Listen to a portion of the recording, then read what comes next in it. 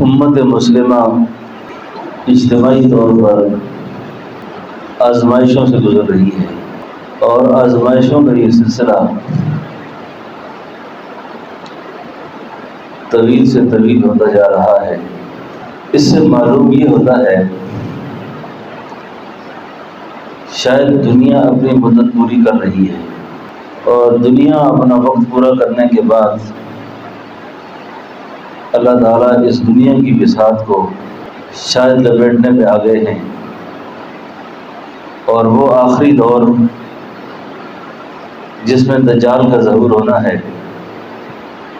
اور وہ آخری دور جس میں حضرت عیسیٰ علیہ السلام کی آمد ہے، اور وہ آخری دور جس میں ظہور مہدی کا پیدا ہونا ہے۔ ممکن ہے کہ یہ واقعات ماضی قریب میں، مستقبل قریب میں پیش آ جائیں،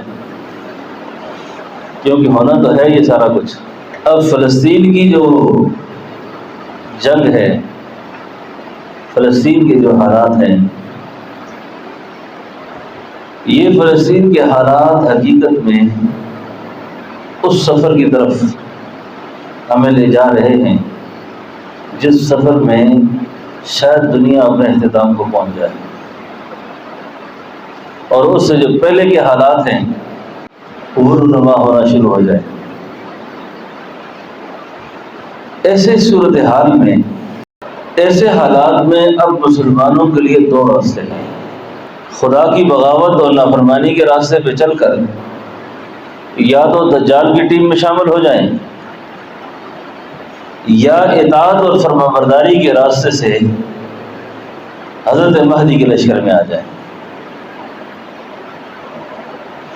اور اب مسلمانوں نے بغاوت کے راستے کو ترک نہ کیا، نافرمانی کے راستے کو ترک نہ کیا، تو ممکن ہے کہ یہ دجال کے ساتھ چلے جائیں۔